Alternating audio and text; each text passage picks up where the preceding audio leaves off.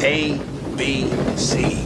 A always B, B, C closing. Always be closing. Always be closing. Always be closing. A, B, C.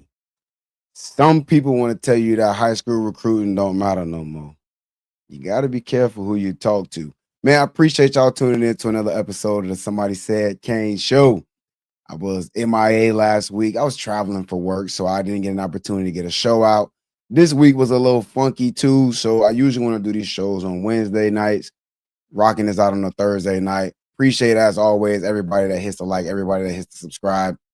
Again, everybody's still been showing love, jumping on the page, hitting the like, hitting subscribe, hitting the comments, and I appreciate all of that.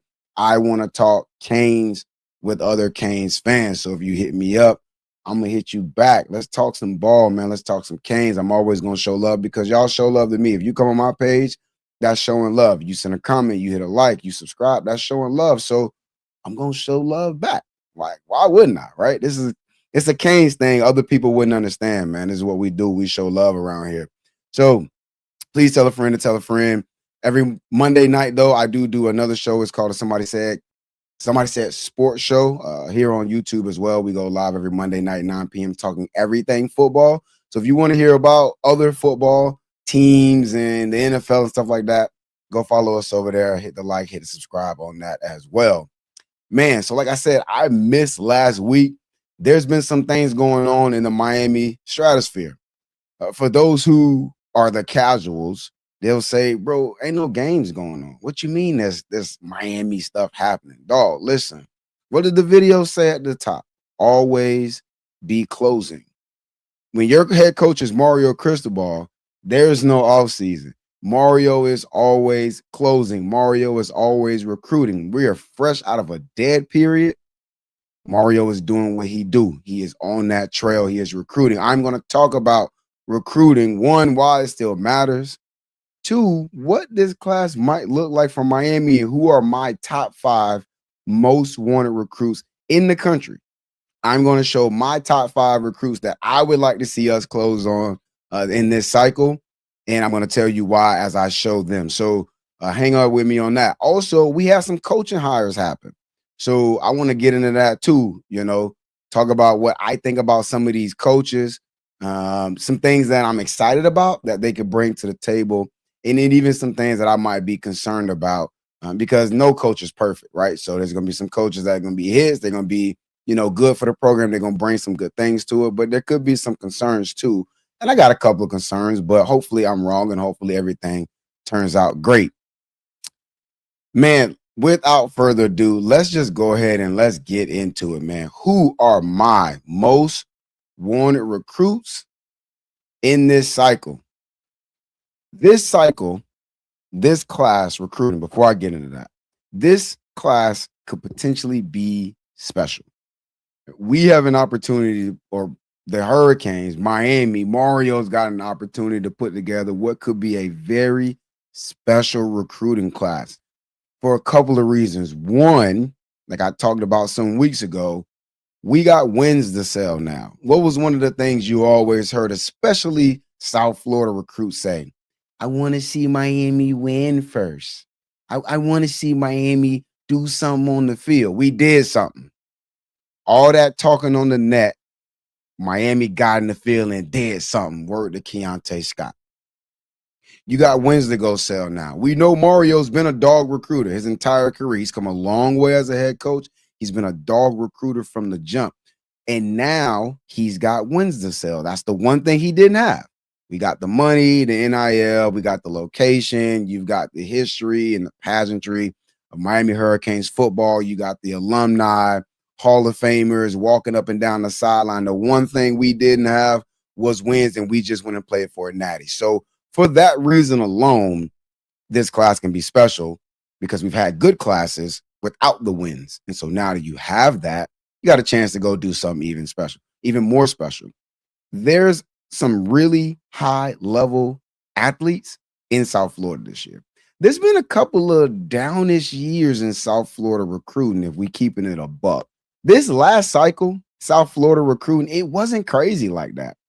I'm gonna be honest, man. Like even IMG's last class or so wasn't crazy. We've seen some crazy classes out of IMG, out of South Florida, and we really didn't see that this last cycle.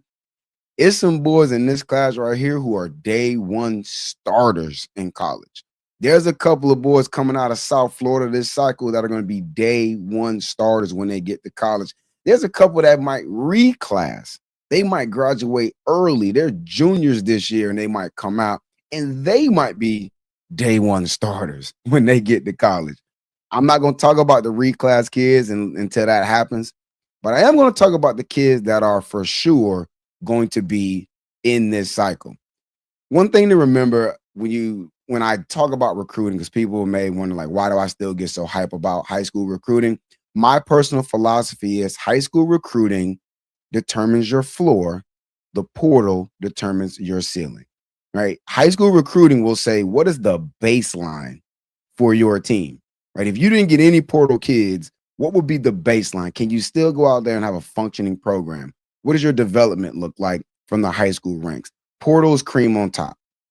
All right. Last year, offensive line still would have been nasty without Carson Beck. Carson Beck elevated the offense as a portal attainer. The running back room was still going to be nasty. Offensive line, we were still going to be like that. So the portal elevates and creates your ceiling. High school recruiting creates your floor. So that's why I still talk about recruiting. That's why I still get hype about recruiting. Okay, who are my top 5 most wanted recruits in this cycle? It starts with this young man. That young man named Mark Matthews. He is an offensive tackle over there at St. Thomas Aquinas. You see the profile, 6'5", 330 or 300 out of high school. I'm always going to be about the trenches, dog. Football is one up front. People want to make football about a lot of things. It has always been a game one up front. You got to have the trenches right. We saw that last year. We dominated Ohio State.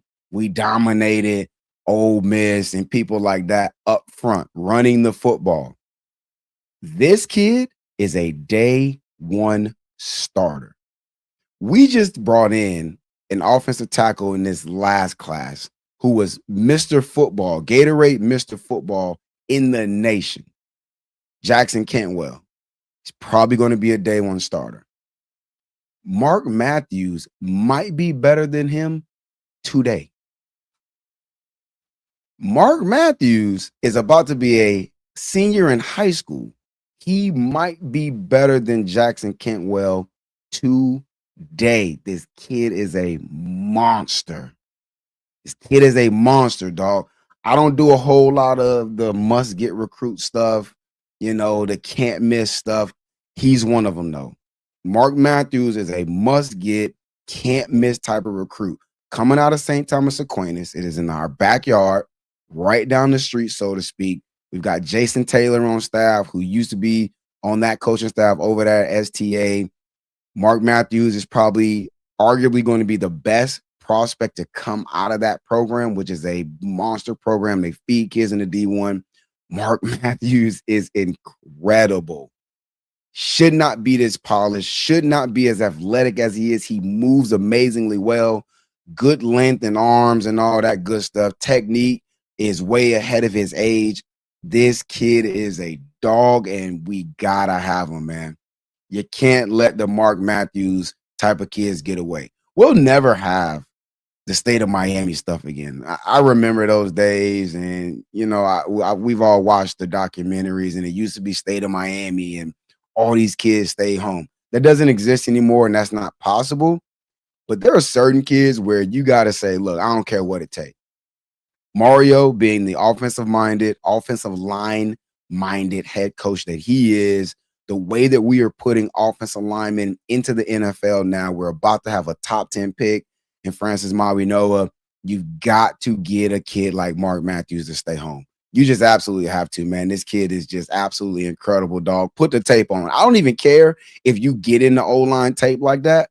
Put the tape on, and you can just tell there's something special about this kid, man. We got to keep this kid home. As you can see in the profile, 5-star in the composite, number 3 player in the country, number 1 tackle, number 1 player in the state of Florida, All that is legit. There is no overhype. He's that good. He is my number one overall most wanted recruit. Number two, for me personally, I'm going to stay in the trenches. I want DJ Jacobs. Yes, I clipped this image specifically to account for the fact that he is committed to Ohio State.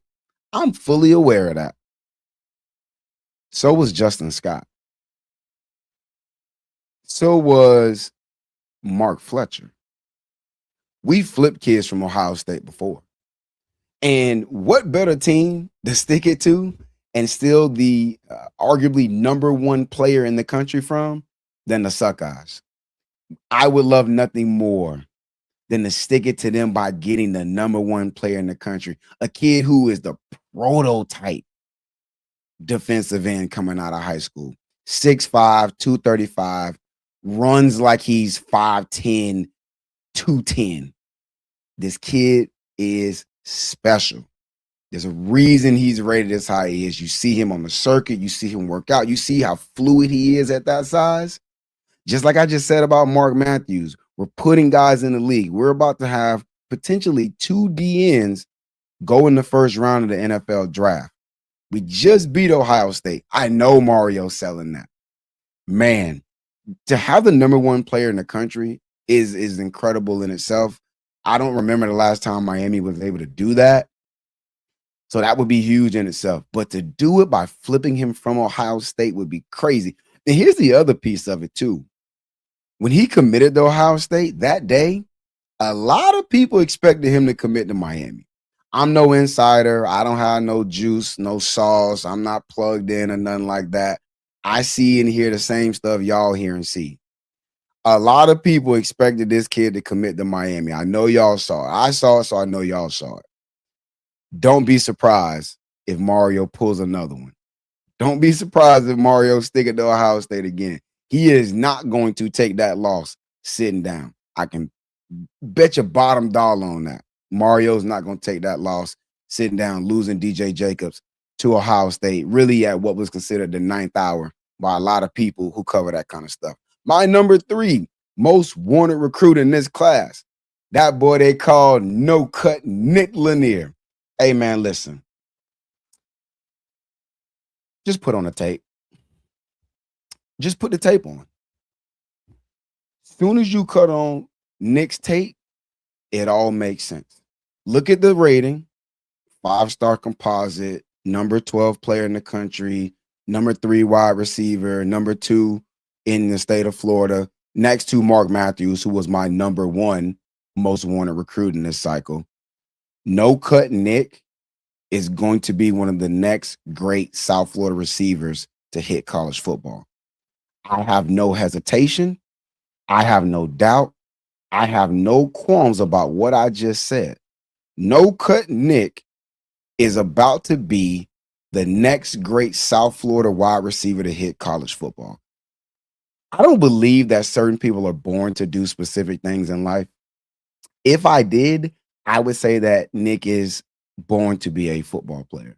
Like some people just have that something that you can't teach, you can't train it. There's no workout to get it. He's only 5'11 and a half, 165. You see what he's listed at. So he's not some Megatron, 6'5, 200 plus Julio Jones, runs a 4.4. He's not that, but my God, is this boy special on a football field. Again, going back to that, we can never have the state of Miami thing again. But dog, there's some kids we got to find a way to keep, man. And Nick is one of them. Last year, he was at Miami Northwestern. This year, he's going to be at Carroll City. Just to have an idea of how good Nick is, if you're not familiar, which if you're not, like you just must don't follow recruiting at all. But let's pretend that you don't follow recruiting, so you don't know much about Nick. Nick was the best player on his team last season, and there was another 5-star on the team. Potentially 2, because Neiman Lawrence might also be a 5-star. I have to go check. Neiman Lawrence is a quarterback in the 2028 class.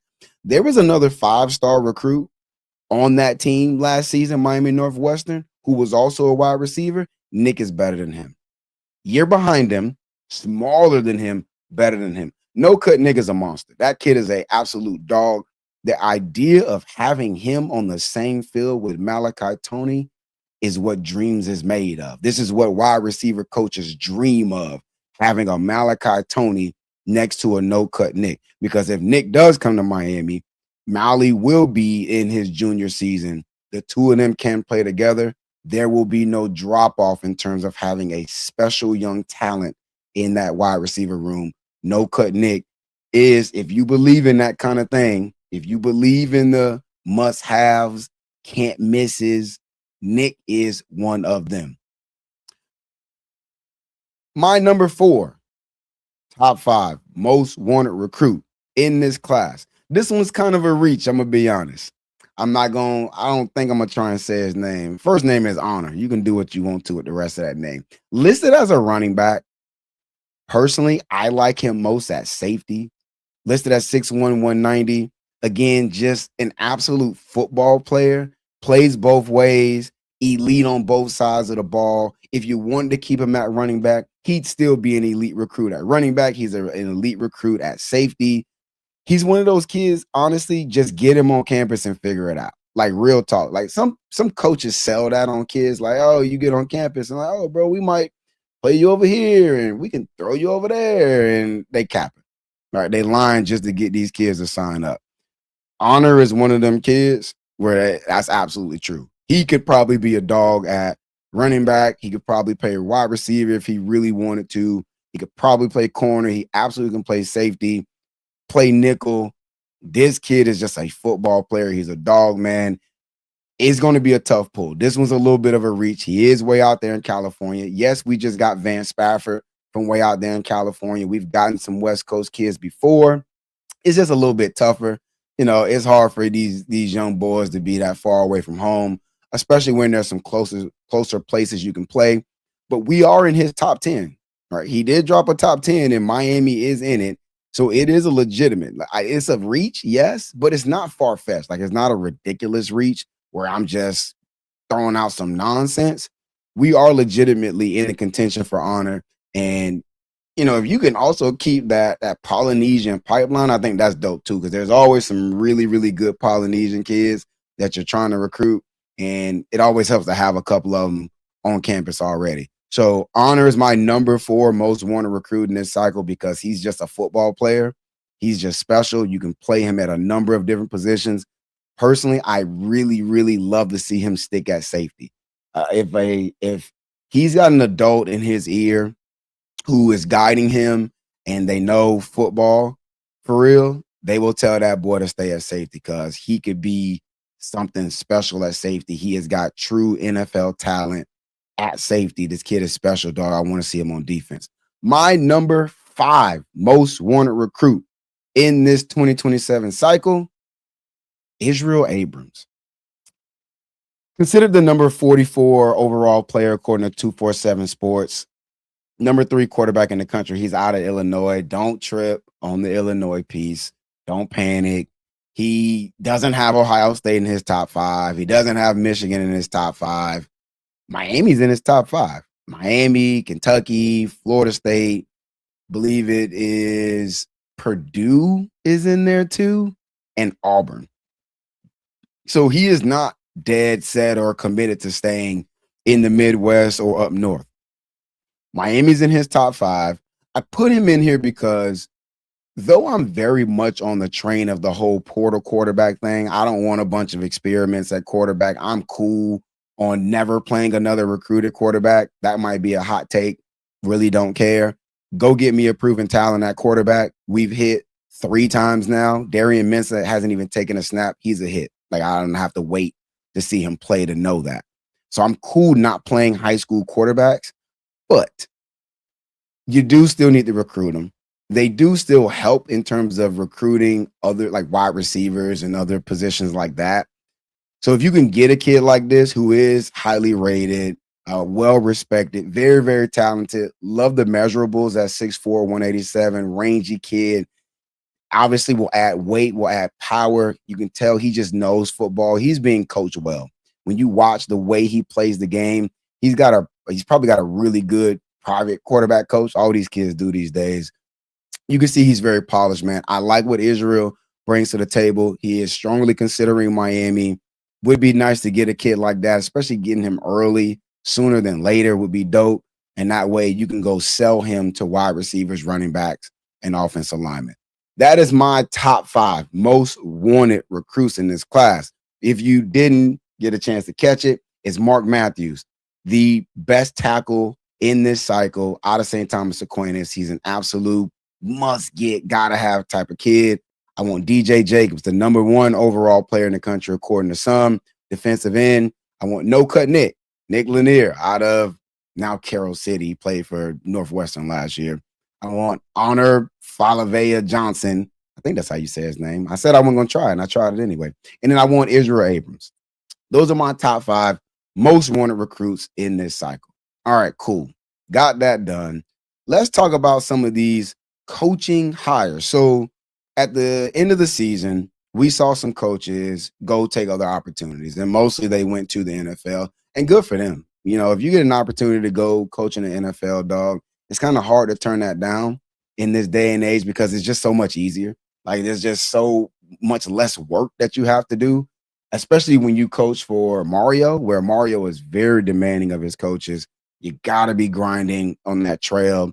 A lot of coaches are, you know, they're not really up for that. That's not really, you know, they thing. They don't love the recruiting. They don't love the fact that there's no off season. So, you know, a lot of guys get that opportunity to go to the league, and they will. So we saw some guys go to the league. We also relieved some guys of duties, and Mario kind of encouraged them to go chase other opportunities. And so they did that, right? And good for them. But we did bring in some coaches. Mario, in his slow process, has brought some guys in. Let's talk about it. At running backs coach, we brought in a guy named Fabian Upshaw. Not the hype name people thought. It's not Jawan Cedar, which that's the name that always comes up. Every time we got a running back coach opening, the first name people start talking about is Jawan Cedar. No, Mario didn't hire Jawan Cedar. So who is Fabian Upshaw? Well, we got him from the Denver Broncos. He was a quality control analyst over there. His playing profile, he played quarterback at Georgia Southern, which he ran the ball almost as much as he threw the ball, right? So you think about him being a running backs coach, and he was like, he played quarterback. Well, it just means that, one, he understands the game at a high level from a quarterback perspective on offense, which is what you need, but also he ran a system where he ran the ball a lot. So he understands blocking schemes. He understands how to read holes and zones and stuff like that. So I think he'll be fine at that. He also coached at Tulane. He coached at Savannah State, which has been one of the better HBCU programs. They're often playing in the Cricket Bowl. If you really get in the weeds on that, like I do, you know, I'm a big HBCU guy too when it comes to sports. So Savannah State's a good program. They have a really good coaching staff up there. And then he also coached at Georgia Southern, where he played. This hire was commented as being sneaky big from a culture fit. He's also considered to be one of the fast risers on the coaching circuit. So some things that I like about the idea of bringing in Fabian. Well, one, the culture fit is a big piece, right? Because in college football, your coaching staff has to drive the culture, and that will bleed into the rest of the players. And where you see coaches are distracted and they got other stuff going on, you see that come out in the players. It's hard to keep a young locker room where you're talking about 17 to 24-year-olds sometimes at the most held together and focused and doing the right things. You need culture fits. Fabian, according to what people are saying, seems to be a really, really good culture fit on that. He's also 32 years old, so he brings a lot of youth, right? He's got a lot of growing still to do, but he's already well regarded. He got his way up to the NFL level, right? He was a college coach, and at 32, he was already able to secure himself a coaching job at the NFL level. Again, some of the highest, hardest positions to acquire, and at 32 years old, he was already able to do that. So getting an opportunity to see how an NFL program is run or an NFL organization is run, work with NFL adults in that running back room, he probably brings a lot of knowledge and a lot of experience to what is a very, very talented running back room that we know we've got here in Miami.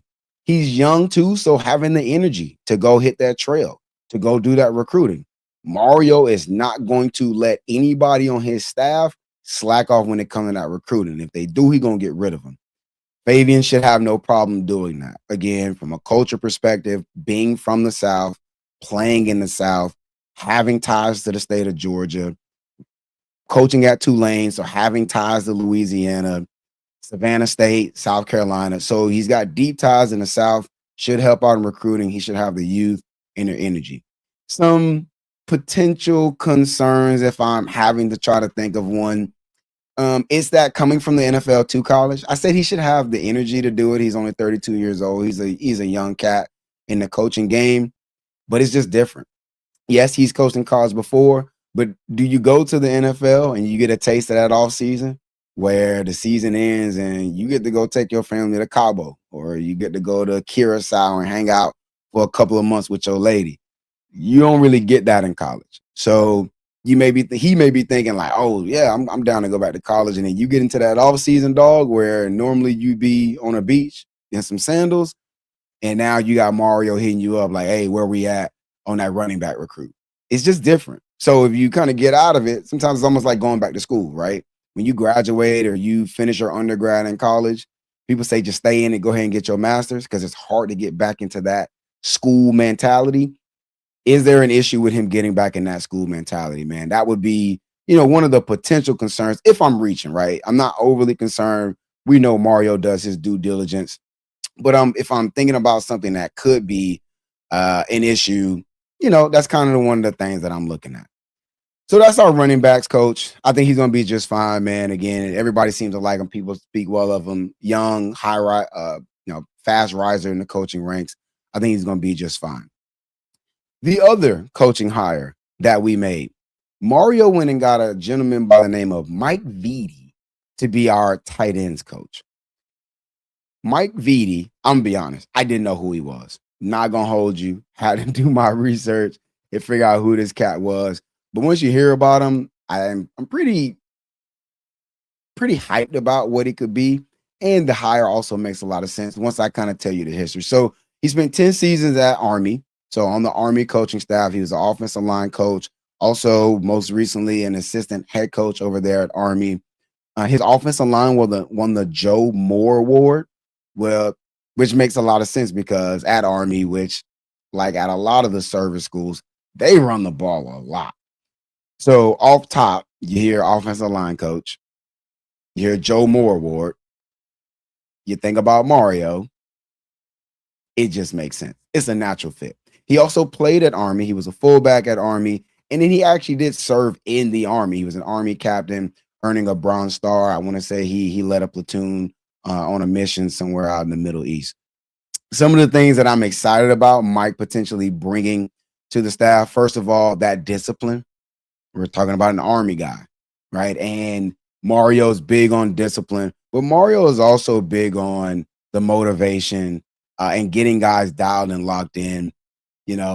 That is something that you think about the service academies and you think about those kinds of things, right? The things that they're taught, those principles, those values, the hard work, the doing the dirty work, the little things that may not be noticed. Those are the things that kind of get drilled into them. I am the child of 2 Army parents. Both my parents are in the Army, so I know what it's like being around Army people. Yeah, dog, it's about that discipline. It's about doing the little things, doing what's right, even when you don't get the credit for it or you don't get the shine for it. So when you think about a guy serving 10 seasons as a coach at Army, you got to think about the discipline he's going to bring, but also the energy, right? Like you see those teams, when you watch those teams, man, those coaching staffs bring a lot of energy. A lot of people had a lot of good things to say about Mike in terms of things like that, just his ability to motivate, to really get the most out of guys. And especially when you run that system like you do at Army, you got to get buy-in, man, because it's not always a fun system to be in unless you're in a certain couple of positions on that offense. Sometimes it can be hard to get hype about it. He's going to come to Miami and coach tight ends, which people might think is a little funky, but I think it's very natural. My first thought goes to that national championship game where we saw a tight end not do the little things, not block the way he was supposed to, and then you bring in a offensive line coach to coach tight ends. Yeah, that makes sense to me. Our running game coordinator is our offensive line coach, Alex Mirabal. So the tight end coach being offensive line minded makes sense. Obviously, our offensive line coach is a stalwart on the staff. There's a natural fit. Our head coach is a former offensive lineman and offensive line coach. There's a natural fit there, and them understanding and probably thinking about football in similar ways, and that it's got to be one up front. And I'm all for that. Sign me up for that. I want to say that there's a potential concern for, I probably shouldn't make this joke, but I'm going to do it anyway. He's coming from Army and he's got to recruit. Probably recruiting a lot of black kids. Army's used to doing that. It should be a natural thing for a guy coming from the Army. Nobody recruits high school kids better than Army. So that shouldn't be much of an issue with Mike. He should be used to talking to high school kids and trying to convince high school kids to do something. Because the Army, they definitely recruit the high school ranks and not just for football. So being out of Miami, you got to imagine that, he's not going to be foreign to the recruiting. It's going to be a different type of recruiting, right? If I'm being, legitimate, like all jokes aside, recruiting at Miami ain't like recruiting at Army, right? We're talking about a very different caliber of kids whose minds are in a different place. You're recruiting kids who are thinking NFL only. They're not thinking about the services. And unfortunately, not enough of them are thinking about the long term and what comes after football, which is different when you recruit at Army. We're talking about, kids who have, since they were 5 years old, told that they're going to go play in the NFL. And that's been their only dream in life. So it's going to be a very different experience. But again, coming from Army, you expect him to have the right energy, the right motivations, to really be able, though, to get the tight end room dialed in. We have not gotten a lot. We have not gotten what we should have gotten out of that tight end room, especially this last season. I'll put it that way. I would love to see Mike Vitti come in, look at some of the body types we have in that room, some of the physical ability we got in our tight end room, and be able to get the most out of those kids, get them to play hard-nosed, disciplined, precise football, doing their job, understanding the little things that Alex Ballman struggled with. I'm going to just say it, man. Or things that at times, maybe even Elijah Lofton struggled with. When you go back and watch the tape, our tight ends weren't amazing at blocking this season. There was some things to be desired when it came to that out of the tight end room. So you bring in an offensive line coach who is coming from Army. You expect him to be able to get a lot out of that room because there is a lot of talent in it. So those are the new hires that are taking place. There is still one more hire still to be made. We do still have one more vacancy on the coaching staff. So it'll be interesting to see how that lands. Spring ball starts up in a few weeks. So you imagine that'll probably get announced pretty soon. I have heard through the grapevine, there's some folks we've already interviewed for that role. Not my place to say it. We'll see it when it comes out. But you trust Mario to go out and make a good hire.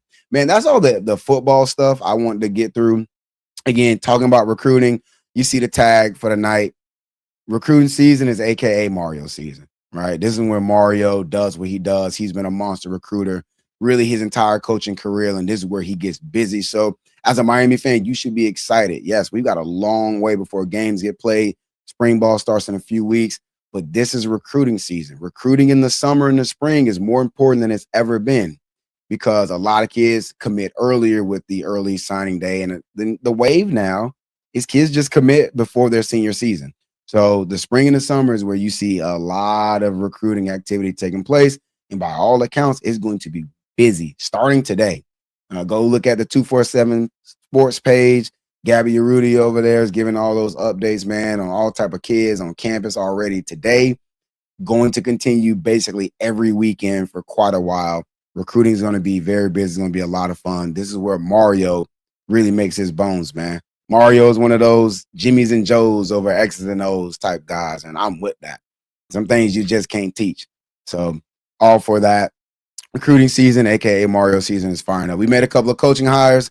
Excited about those guys. We brought in Fabian Upshaw at running backs coach, We brought in Mike Vitti at tight ends coach, and there's a lot of things to be excited about with those dudes. Basketball, real quick, because I do talk, a little bit of some of the other Miami sports, man. The basketball team locked up the 3rd seed in a double bye in the ACC tournament. Jay Lucas has a very strong argument for being the coach of the year. Jay Lucas is going to be a problem at Miami, and I hope Miami can keep him, give him whatever he wants, give him a blank check, because Jay Lucas is not only a monster on the recruiting trail, he's showing he's got the chops to be a really, really good coach as well, getting a lot out of a team that isn't uber talented. This is probably the least talented team he might have at Miami. He's got those boys winning a lot of ball games. He's tied the record for most wins in a season. I think he might actually broke it the other night. He might have broke the record last night of most wins in a single basketball season at the University of Miami.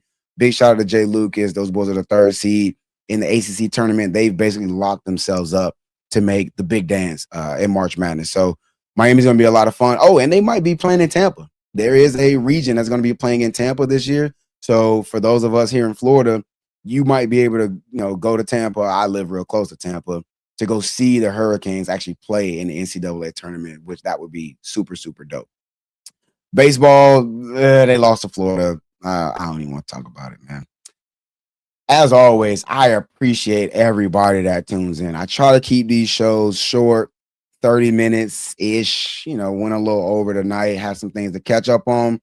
If you watch, man, I appreciate you doing it. All I ask is you please hit the like, please hit the subscribe. It just helps me out. It makes it easier for me to go and do more dope things. We got some cool ideas coming up. Hoping to bring on a couple of guests in the next few weeks to come talk some specific things. Some guys who might be plugged in. I'm not, but I know some folks who might be. We're going to come in and we're going to talk some different things. We're going to continue to talk recruiting, and we're going to ramp up for spring ball. Appreciate y'all tuning in, man. Y'all always know what it is. If it ain't nothing else, it's go Canes. And I'm going to catch y'all next time.